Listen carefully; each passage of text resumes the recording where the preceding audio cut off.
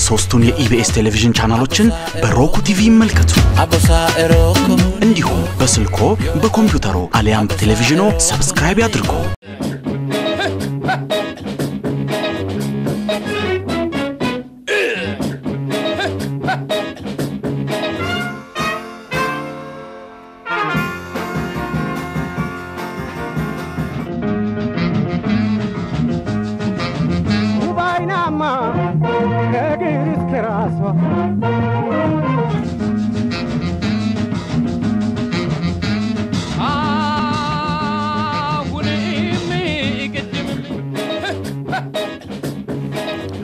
ጤና ይስጥልን ተመልካቾች ይህ ትዝታችን በኢቢኤስ ነው ከሜታቦ ቢራ ፋብሪካ የ50 ዓመታት ልዩ ትዝታዎች ጋር የወይና ሀረጊቱ ነይልኝ በሞቴ የወይና ሀረጊቱ ነይልኝ በሞቴ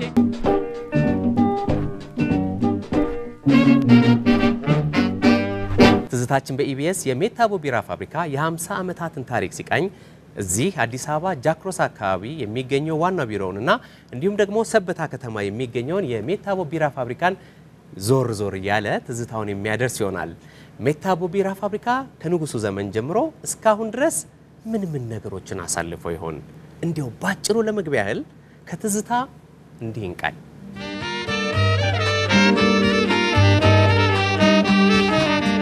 በ1959 ዓመተ ምህረት በጃንሆይ ዘመነ መንግስት የተመሰረተው የ50 ዓመቱ ጎልማሳ ሜታቦ ቢራ ፋብሪካ ቅድመ ታሪኩ ከብዙ በጥቂቱ እንዲህ ነበር። ከአዲስ አበባ በቅርብ ርቀት ላይ ባለችው የሰበታ ከተማ የሚገኘው ሜታቦ ቢራ ፋብሪካ ከመቋቋሙ በፊት ፋብሪካው የቆመበት ቦታ እህል፣ ዱቄት፣ በርበሬ የመሳሰሉ ተከማይተው ወደ አዲስ አበባ የንጉስ ምኒልክ ቤተ መንግስት ይላክበት የነበረበት ቦታ ሆኖ ሲያሜውም የምኒልክ ጎተራ ይሰኝ እንደነበር ይነገራል። ቀጥሎም በምኒልክ እግር በተተኩት ቀዳማዊ ኃይለ ሥላሴ ዘመን የቤተ መንግስት ጠባቂዎች ጭምር ተመድበውለት የግቢ ሚኒስቴር ይሰኝ በነበረው ተቋም ስር የሚተዳደር ሆኖ ገቢው ለበጎ አድራጎት ድርጅት የሚውል እጅግ ሰፊ ብርቱካን እርሻ የነበረበት ስፍራ ሆኖ ቆየ። ይህን ተከትሎም በ1959 ዓመተ ምህረት እነሆ አዲስ ታሪክ ተከሰተ። እኒህ አዛውንት ውልደታቸውም እድገታቸውም ሜታቦ ምንጭ አካባቢ ሲሆን አቶ ሞሩ ጫካ ይባላሉ። አቶ ሞሩ የሜታቦ ቢራ ፋብሪካ ሲቋቋም የምንጭ ውሃ ቦታውን መሰረት ካስጣሉ የመጀመሪያዎቹ ሰራተኞች አንዱ ሲሆኑ የፋብሪካው ቅድመ ታሪክ ሲነሳ ሁሌም የሚጠቀሱ ባለውለታ የሜታ ታሪክ አባት እንደሆኑ ይነገርላቸዋል። በአካባቢው ባለው የአቦ ጠበል ምንጭ ውሃ መነሾነትም የሜታቦ ቢራ ፋብሪካ ተቋቋመ። ንጉሱን ጨምሮ 70 በሚጠጉ የቤተ መንግስት ከፍተኛ ባለስልጣናትና ንጉሳውያን ቤተሰቦች አክሲዮን አማካይነት የተቋቋመው ፋብሪካ በ1959 ዓመተ ምህረት በከፍተኛ አጀብ በጃንሆይ የተመረቀ ሲሆን ከጊዜ ወደ ጊዜ ራሱን እያሻሻለና ደንበኞቹን እያረካ ዘመናትን የተሻገረው ሜታ በደርግ ዘመን በመንግስት ተወርሶ ስራውን እየከወነ ቆየ። በወርሃ ጥር 2006 ዓመተ ምህረት ሜታቦ ቢራ ፋብሪካ ስመጥር በሆነው ዓለም አቀፉ የዲያጆ ቤተሰብ በመሆንና የተለያዩ የአርማና የምርት ለውጦችን በማድረግ እጅግ በዘመነ ቴክኖሎጂ ምርቶችን በማቅረብ ላይ ያለ ፋብሪካ ሊሆን በቃ። በ1950ዎቹ መጨረሻ ዓመታት ሜቶ ሴልቲሊ በተሰኘ የጣሊያን ካምፓኒ የተገነባው ሜታ የመጀመሪያ ቢራ ጠማቂው ጀርመናዊ ሚስተር ፒፐር ይባሉ እንደነበር ታሪክ ያወሳል። እንግዲህ ከምኒልክ ጎተራነት ወደ ግቢ ሚኒስቴር የብርቱካን ማሳነት ተሸጋግሮ በጃንሆይና በሌሎች ባለስልጣናት አክሲዮን አማካይነት የተመሰረተው ሜታ ቢራ ፋብሪካ ዛሬ ዓለም አቀፉ የዲያጆ ቤተሰብ በመሆን እነሆ የ50 ዓመታት ልደቱን ያከብር ዘንድ ቀኑ ተቆረጠ። ሜታዎች እንዲሁም የሜታ ወዳጆች እንኳን ለ50ኛ ዓመት ልደታችሁ አደረሳችሁ። የወይና ሀረጊቱ ነይልኝ በሞቴ የወይና ሀረጊቱ ነይልኝ በሞቴ በንጉሱ ኃይለ ሥላሴ ዘመን የተመሰረተውንና የ50 ዓመታት ትዝታ ያለውን የሜታቦ ቢራ ፋብሪካ እንግዲህ የቀድሞ ታሪክ በጣም በጥቂቱ በዚህ መልክ ከተመለከትን ዘንዳ እዚህ ጃክሮስ አካባቢ የሚገኘው ዋና መስሪያ ቤት ስመጣ አንድ የገረመኝ ነገር ስላለ እሱን ላሳያችሁና ወደ ሌላው ትዝታችን እንሻገር። ሜታ ቢራ የቀድሞ ትሬድማርኩን ወይም ደግሞ ምልክቱን በመናይበት ጊዜ አንበሳው የሜታ ቢራን ይዞ ድራፍቱን ይዞ ነው የሚታየው እና አንበሳው ያለው ከቀኝ ወደ ግራ ነው የሚገፋው በቀኝ በኩል አንበሳው አለ ወደ በግራ በኩል ደግሞ መጠጡ አለ ይሄ የቀድሞው የሜታ ቦቢራ ፋብሪካ ትሬድማርኩ ወይ ምልክቱ የነበረ ነው አሁን ደግሞ የምንመለከተው አንበሳ ዳይሬክሽኑን ቀይሮ ቦታውን ቀይሮ በዚህ መልኩ ሆኗል ከግራ ወደ ቀኝ ነው የሚገፋው እንኩ አይነት ስሜት ይመስላል ግብዣውን የሚያቀርብም ይመስላል ለዚያም ነው ሜታዎች ይህን አንበሳ ደጓ አንበሳ ወይም the generous lion የሚሉት የወይና ሐረጊቱ ነይልኝ በሞቴ የወይና ሐረጊቱ ነይልኝ በሞቴ በነገራችን ላይ ቮልሷ ዛሬ ክብረ ወሰን ልትሰብር ነው ምክንያቱም ቮልሳችን እንደሚታወቀው ከአዲስ አበባ ወጣ ታቅም ለመጀመሪያ ጊዜ ከአዲስ አበባ ወጣ ወደ ሰበታ ሜታ ልታቀና ነው ጥቂት ስዕሎችን እንውሰድና ወደ ሰበታ ጉዟችንን እናርግ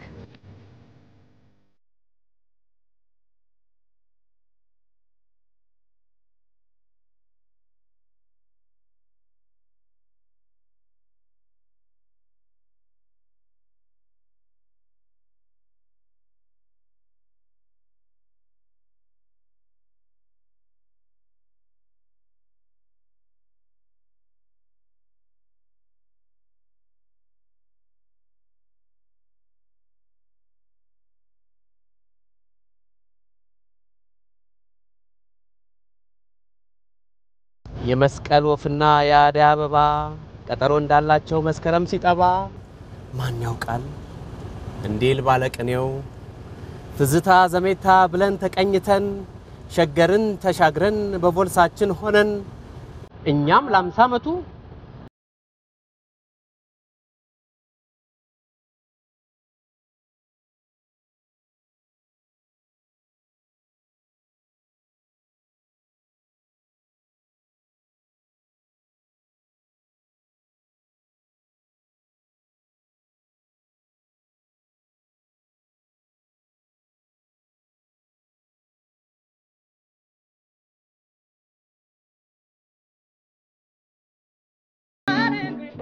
የወይና ሐረጊቱ ነይልኝ በሞቴ የወይና ሐረጊቱ ነይልኝ በሞቴ ሶስቱን የኢቢኤስ ቴሌቪዥን ቻናሎችን በሮኩ ቲቪ ይመልከቱ እንዲሁም በስልኮ በኮምፒውተሩ አሊያም በቴሌቪዥኑ ሰብስክራይብ ያድርጉ የወይና ሐረጊቱ ነይልኝ በሞቴ የወይና ሐረጊቱ ነይልኝ በሞቴ ከአዲስ አበባ ተጉዘን አሁን ሰበታ ከተማ ደርሰናል ሜታዎች እንኳን ደህና መጣችሁ ብለው ሊቀበሉን በውስጥ ይገኛሉ እኛ ደግሞ ከውጪ ኳኳኳኳ ያረገን ሜታዎች እንዴት ናችሁ 50ኛ ዓመቱስ በዓሉስ ክብረ በዓሉስ ምን ይመስላል ሽሩጉዱ ምን ይመስላል ምንስ ትዝታለ ብለን ወደ ውስጥ ልንገባ ነው ሜታ ቢራ ፋብሪካና የ50 ዓመታት ትዝታዎቹ ምን ይመስላሉ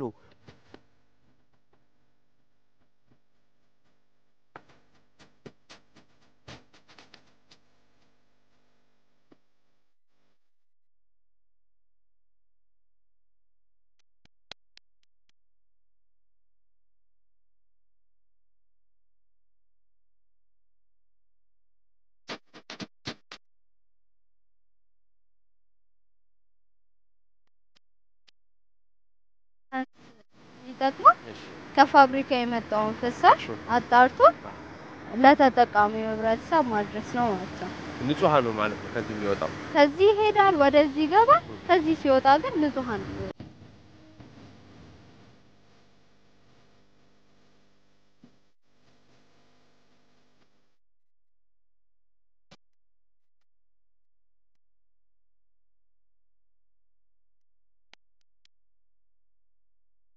እኔ ተወልጄ ያደግኩት እዚህው ከሜታ ከፋብሪካው ትንሽ ከፍ ብሎ ባለ ቦታ ነው ይሄ ቦታ የግቢ ሚኒስቴር ይባላል የቤተ መንግስት እና በቤተ መንግስት ጥበቃዎች የሚጠበቅ ቦታ ነበር ኃይለ ሥላሴ አልፎ አልፎ በ3 ወር በ6 ወርም እየመጡ ይችን ቦታ ይጎበኛታል አባቴም ከግቢ ሚኒስቴር ከመጡ ጥበቃዎች አንዱ ነበር ሜኦቶ የሚባል ነበር ድርጅቱን የቆረቆረው ባለ ኮንትራቱ ማለት ነው ሲሰራ ከሱ ጋር ቀን ስራ እየሰራን እየኖር በኋላ በንጉሱ ጊዜ ተመረቀ ሜታ በ1958 ዓመተ ምህረት ገደማ መሰለኝ እዚህ ተረክቦ ግንባታ በሚጀምርበት ሰዓት የኛም ቤተሰቦች ወደ ፋብሪካው ዞረው ሲሰሩ ቆይተዋል። እናት አባቴም እዚህ አካባቢ ወደ ፋብሪካ አካባቢ ስላልሆነ ቀለብ መከራ ነው። አለትዳርም ደግሞ ደሞዙ ትንሽ ነው። ቆሎም ቢሆን ምንም ቢሆን አለትዳር አይሆንም ብለን ያው ለዛሬ አደረስን። በዚህ ድርጅት ደሞዙን ያስታውስ ሲሆን ሲቀጠሩ ደሞዙ ስንት ነበር? ደሞዙ 35 ብር 35 በወር ደርግ ሲገባ 50 ብር አደረገል። በዛችሁ ልጆች እያስተማር በዛችሁም ቤት እየሰራን ጨርሰን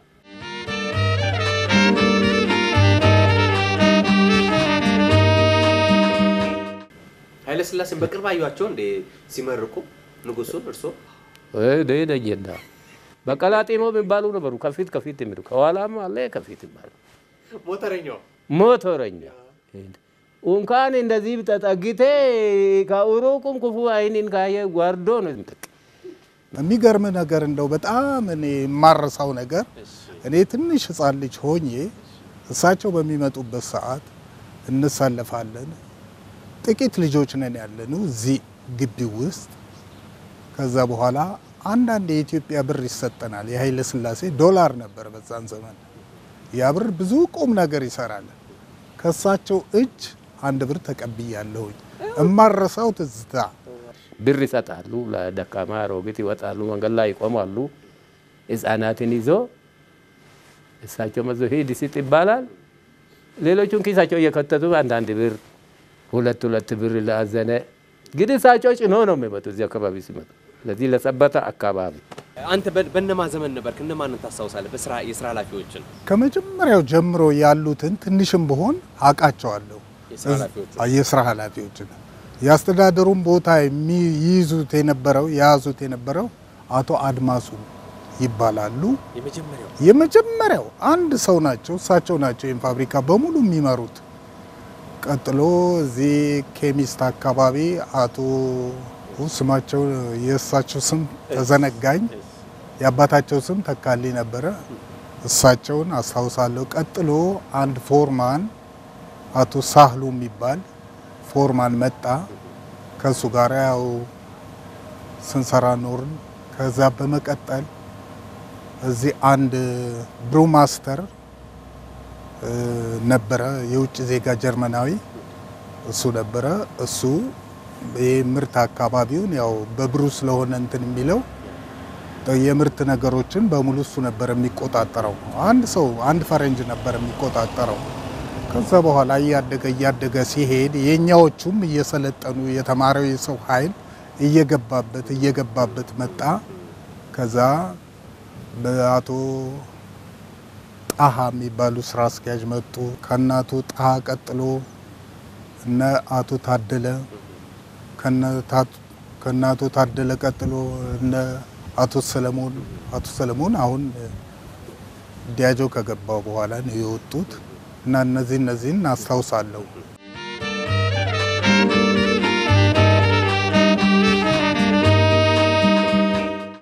ቢራ ስንት ነበር በርሶ ጊዜ ያስታውሳሉ? ቢራ ጠርሙሱስ ምን አይነት ነበረ ያስታውሳሉ? አዎ የጉላሌ የሚያመርተው ጠርሙስ አለ። እንደገና የአዝመራ ጠርሙስ አለ፣ ቆንጆ ጠርሙስ። በሱ ነው ሲናመርት የነበረው። ምን ያህል ነበር ዋጋው? ቢራ 45 ሳንቲም መጀመሪያ ሲጀምር፣ አዛ ትልቁ ዋጋ ተጨመረ ሲባል 55 ተጨመረ፣ ተወደደ ሲባል 60 ሳንቲም ጉርስ ሲባል ዳ እንዴት ይጠጣ ሲባል 95 ሳንቲም። በቼም እንደው ውሸትም ይመስላል። እናንተ አትፈጠሩም በዛ ሰዓት። ዛሬ ሲወር ለኔ ደግሞ ቅርብ ጊዜ ይመስለኛል። ብዙ ማስፋፊያዎች የተሰሩት ደርግ ከወረሰው በኋላ ነው። እነዚህ የምታያቸው ቢሮዎች ምናምን ያ ብቻ ነበረ። ያም ፓርቲሽን አልነበረውም፣ ልቅ የሆነ ቢሮ ነበረ እና አንድ አስተዳደር አለው። ከዛ በኋላ የፋይናንስ ሰዎች እንደዚህ በጣም ፈታኝ የሆነች ቦታ ላይ ወሳኝ የሆነች ቦታ ላይ እንጂ አንድ ሰው ብቻ ነበረ ቢሮውን የሚመራው። ከዛ በኋላ እያደገ ፋብሪካውም እየሰፋ የማምረት አቅሙም ከፍ እያለ ሄደ እና አሁን ዲያጆ እስኪገዛው ድረስ እኔ ሰርቻለሁ። ልክ ዲያጆ በገባ በአመቱ ነው እኔ ከዚህ ጡረታ የወጣሁት። ንጉሱን አይተዋቸዋል እንደዚህ ሲመርቁ ነበሩ? አዎ ኃይለ ሥላሴን እንደው ከነ አንበሳ ነው የመጡ ጨርሶ ከሚገርሚ ነገር አንበሳ ተጭነው እንግዳዎች አዱ ውሻ ሳይቀር ነው የራሱ ውሻ የሚያከትሉት ይዞ የገቡ ለሳቸው ተብላ የተተከለች አታክልት ነበረች።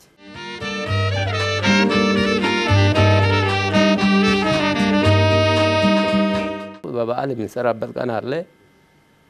እየጨፈን ቢራችን እየጠጣን ችቦ ይዘን እንበራለን። ምሳችን ይዘን እንመጣለን፣ እንጠግባለን። ጥሩ ቦታ የማይነሳበት ቦታ ይዘን አንድ ላይ እየጨፈርን በዓሉን እናከብራለን። አርገ እየተባለ ይህነው እዚህ የደመወዝ ቀን ነው ደግሞ አብዛኛ መስቀል የሚውለው ይዚቹ ለምን ከርሰ በርሳችን ላይ ያቺ ደመወዝ የተወሰደውን ብዙ ብር አጠራቅመን በማግስቱ ሄደን ለስጋ የሚበቃ ከሆነ ለስጋ ለእርድ የሚበቃ ከሆነ ለእርድ የተረፈችውም ደግሞ ለማወራረጃ እናደርግና እንደዚህ እናሳልፋለን። ውካው ሬፍካው ያጎርባከው ውካው ሬፍካው ውካው ካሌቻ ዶሌ ገላ ሬፍካው ያጎርባኩ ጀቢ ጎዳቦሌ ውካው ጎዳሜታ ጃላ ሬፍካው ያጎርባኩ ጀኔት ካናት ሲርቤ በጣም ደስ የሚለኝ ነገር እና በጣም ምረካው ይሄ ገጠር አካባቢ ነው። ይሄ ፋብሪካ እዚህ ተመስርቶ በትንሹ ተመሰረተ። ቀጥሎ መንግስት ተረክቦት በግለሰቦች ተመስርቶ መንግስት ተረክቦት የተወሰነ ማስፋፊያ ተሰራ። በቀጣይ አሁን በጣም ደስ የሚለኝ ይሄ ፋብሪካ እጅግ በጣም በዘመናዊ ሁኔታ አድጎ የማምረት አቅሙን ከፍተኛ ደረጃ አድርሶ አንድ ነገር መዘንጋት የሌለብን ነገር ቢኖር ይሄ ፋብሪካ ሜታ አቦ የሚባል ጸበል ነበረው። ያ ጸበል በጣም የፈውስ ጸበል ነው እና ይሄ ፋብሪካ ሊመሰረት የቻለው በውሃው ምክንያት ነው፣ በዚህ ጸበል።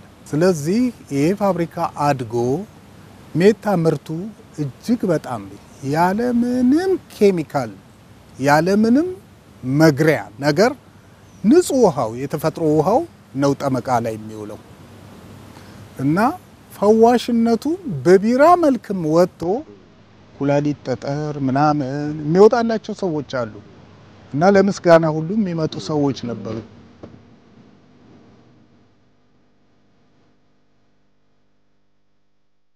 በዚህ በ50 ዓመት ጉዞ ውስጥ ሜታ በፍጹም ተወዳዳሪ የለውም። የሜታ ቢራ አባላቻችን በሙሉ እንኳን ለ50ኛ ዓመት አደረሳችሁ። እንግዲህ ሜታ እኔም የሰራሁበት ድርጅት ስለሆነ ከትንሽ ጀምሮ እዚህ ደረጃ ደርሶ በማየቴ እጅግ በጣም ደስተኛ ነኝ እና ያለበት ሁኔታ በጣም ደስ የሚልና የሚያረካ ነው።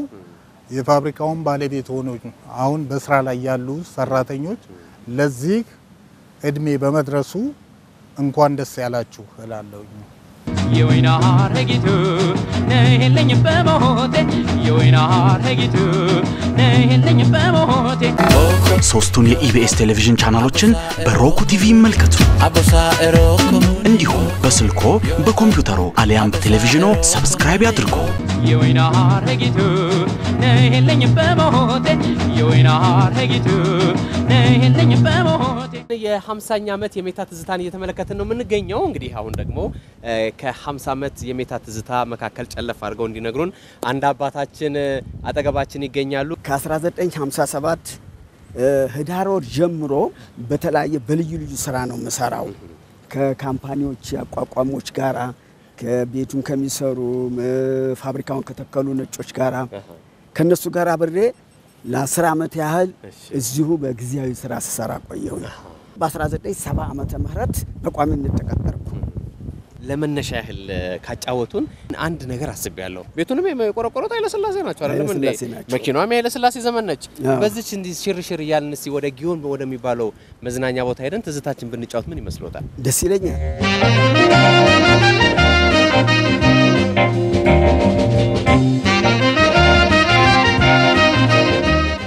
ጊዮን የተባለበት አንድ የጊዮን ውስጥ አዲስ አበባ ከአዲስ አበባ የጊዮን ቅርንጫፍ ብለው የጊዮን ሆቴል ቅርንጫፍ አዎ ቅርንጫፍ ብለው አቋቋሙት።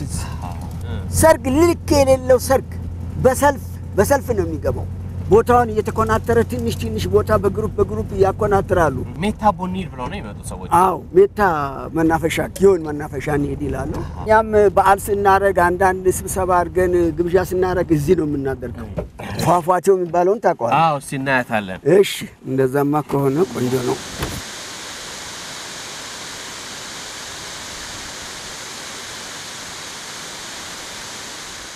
ይኸውልህ አሁን ጊዮን ደረስን። ይሄ ጊዮን መናፈሻ እየተጓዝን ነው። የሜታ ፏፏቴ የሚባለው ልክ እንደ አባይ ፏፏቴ ምናልባት ብዛቱ እንደ አባይ አይሁን እንጂ ግራ ቀኝ ነው እኮ። እዛ ማዶም አለ ሌላ አለ። አዎ ሁለት ትልቅ ወንዞች አሉ። እዚህ ላይ ይጋጠማሉ። በአንድ ወንዝ ነው የሚሄዱት ተገናኝተው። በጣም የሚያስደንቅ ቦታ ነው እና ይሄኛው ግማሽ ሰው በዚህ ይሄዳል። ትልቁ ፏፏቴ ይደርሳል። ይሄ ደግሞ ወደ ሁለቱም መገናኛ መሃል ፏፏቴ ነው የምንሄደው። እሺ ነው አባቴ። ይሄ ድልድዩ በፊት ያስቸገረ በእንጨትም በእግርም ይኬድ ነበር። አሁን የኛው ፋብሪካ በደንብ አሻሽሎ ድልድዩን ሰራው። ይሄኛው አንድ ፏፏቴ ታያዋለህ። ይሄ አንድ ፏፏቴ ነው። ሁለተኛው ይሄ በዚህ በኩል የሚመጣው ነው። ይመጡና እዚህ ጋር ይገናኛሉ። ይኸውልህ ያኛው የሚመጣበትና ያ እዛች ጋር ይመጣል። ይሄ እዚህ ጋር ይመጣል። ሁለቱ ወንዞች ለየብቻ ነው ምንጫቸው። ከሁለት ተራራ ውስጥ የሚወጡ ናቸው። ይሄም ከዚህኛው ተራራ ይሄኛው እዚህ ላይ መጥተው ይገናኛሉ። የወይና ሐረጊቱ ነይልኝ በሞቴ የወይና ሐረጊቱ ነይልኝ በሞቴ ያቦ ጠበል የሚባለው ከዚህ ጋር የሚመጣ ነው። ለይተን ነው ገንብተን ምንጯን ወደ ቢራ ያመጣል። ያቦ ጠበል የተጠመቀው የሚባለው እሱ ነው ማለት ነው። ከሜታ ራሱ አፋፏል እንደዚህ ነው፣ አጠገቡ ነው። ጸበሉ የሚቀላቀለው ከዚህኛው ወንዝ ጋር ነው። ያኛው ወንዝ በጣም የራቀ ነው፣ አይገናኝም። ከዚህ ጋር ተቀላቅሎ ነው ጸበሉ የሚመጣው የተራረፈውን ጭፍጫፊ። ስለዚህ ሜታ አቦ ቢራ የሚባለው በዚህኛው በኩል በሚመጣው በዚህ ወንዝ በሚመጣው ሜታ አቦ ቢራ የሚባለው ይሄ ነው። ከዚህ ጋር ተቀላቅሎ የሚመጣው ይሄ ወንዝ የጎበና ወንዝ ይባላል። ስለዚህ አሁን እዚህ ሜታ ቢራ ፋብሪካ ውስጥ ሁለት ወንዞች አሉ። ዋናዎች ወንዝ ነው፣ ይሄኛው ደግሞ ጎበና ወንዝ ነው። ሁለት ይሄ ቀደም ሲል ኤሌክትሪክ መብራት በሌለበት ጊዜ ጄነሬተር ነው። ጄነሬተር ነው።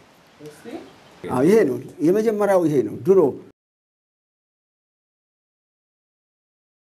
ይሄ ፏፏቴው ክልል ነው። ከዚህ ወዲያ መናፈሻ ነው። ሜታ አቦ ቢራ ፋብሪካ መታችሁ ተዝናኑ የነበራችሁ እንግዲህ የሜታ አቦ ቢራ ፋብሪካ 50ኛ ዓመት ትዝታም ስናነሳ የናንተም ትዝታ ነውና በዚህ መልክ አባታችንን ስላስጎበኙን እጅግ አድርገን እናመሰግናለን። ወደ ትዝታችሁ ተመለሱ። ከአባታችን ጋር ሌሎች ጨዋታዎችን አብረን የምንጫወት ይሆናል ማለት ነው። እሺ የወይና ሐረጊቱ ነይልኝ በሞቴ የወይና ሐረጊቱ ነይልኝ በሞቴ።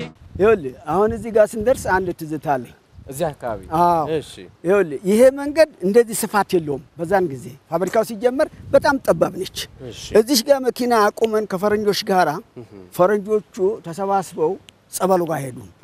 ሲሄዱ እንደ ብርሌ የሆኑ ጠርሙሶች በአንድ ሳጥን ታሽገው ነው የመጡት። ታሽገው መጥተው ጠርሙሶቹን ይዘን ወጥተን ጠበሉ ጋር ደርሰን በ24 ጠርሙሶች ጸበሉን ለብቻ ቀርተን ሞላን። የሚነግሩኝ ታሪክ ፋብሪካው ሲጀምር ስራው ሲጀምር ማለት ነው 1900 ስንት ዓመተ ምህረት ያሳውሱ? 1957 አሁን የሚነግሩኝ ታሪክ በ57 ነው ጠበሉ ተቀርቶ የተላከው። አሁን ተቀዳና ጠበሉ በዚሁ በሸክም አመጣንና እዚቹ መኪና ውስጥ ገባች። እዚች ጋር ነው የቆመችው መኪና። ከዛም በኋላ ወደ ቢሮ ሄደ። ጀርመን ተላከ።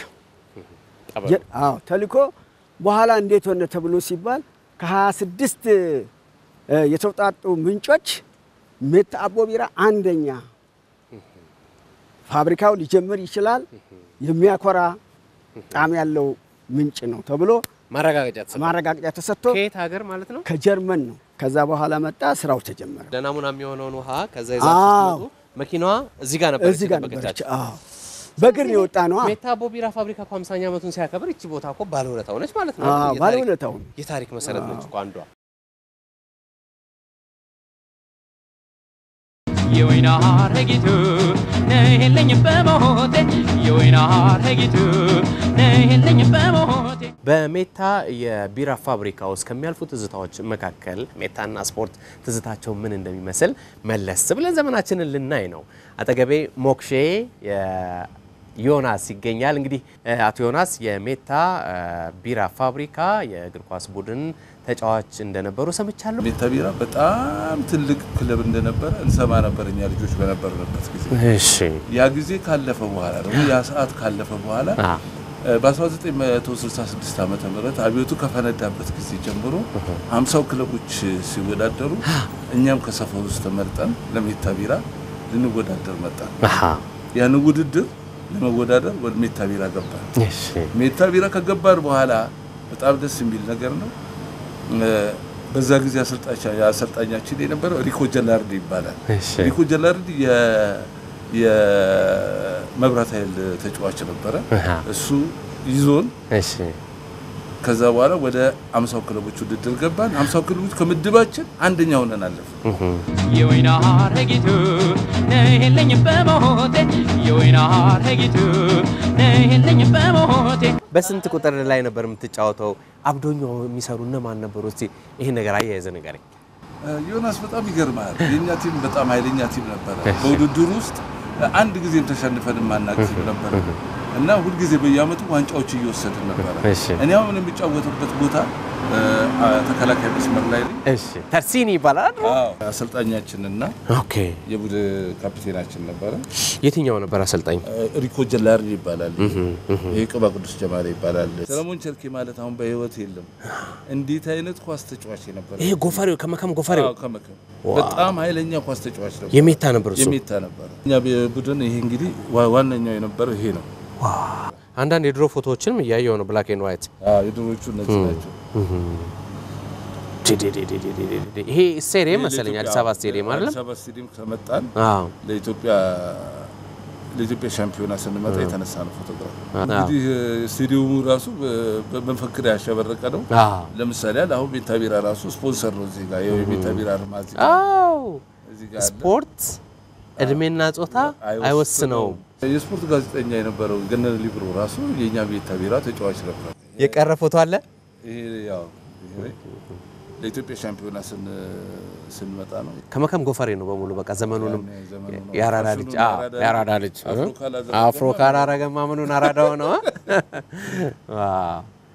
የወይና ሐረጊቱ ነይልኝ በሞቴ የወይና ሐረጊቱ ነይልኝ በሞቴ የ50 ዓመታት የሜታ ቢራ ፋብሪካ ትዝታዎች ከብዙ በጥቂቱ ይሄን ይመስሉ ነበር። ትዝታችን በኢቢኤስ ከአዲስ አበባ ድረስ ተጉዞ ሰበታ ሜታ ቢራ ፋብሪካ ድረስ መጥቶ በትዝታ ውስጥ ያያቸውን ጉዳዮች ወደ እናንተ ሲያደርስ ቆይቷል። እኛ ወደ ሸገር እንሄዳለን። በድጋሚ እንኳን አደረሳችሁ። አብራችሁ ስለነበራችሁ እጅግ አመሰግናለሁ። ጤና